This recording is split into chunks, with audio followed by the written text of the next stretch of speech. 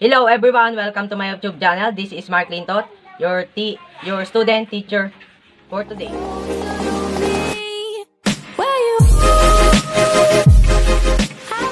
I have prepared another lesson for you today. Sama-sama tayo matuto. Tara!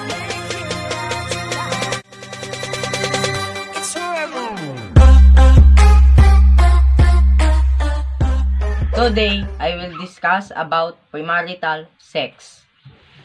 What is premarital sex?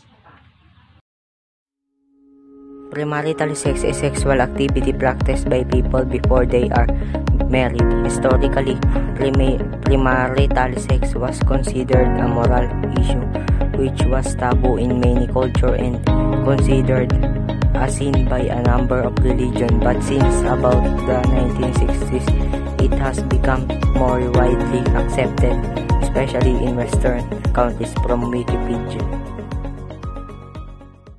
To sum up, this is a sexual intercourse between a man and a woman who are not married to each other. Risk of premarital sex study including hepatitis, premarital pregnant, unintended pregnancies, infertility, abduction and ritual, religious and social effects, premarital bonding, emotional manipulation. As a youngster, what are you going to do to prevent these things to happen? As a youngster, awareness is more important for me. Knowledge of such things can help me figure out of what to do and not to do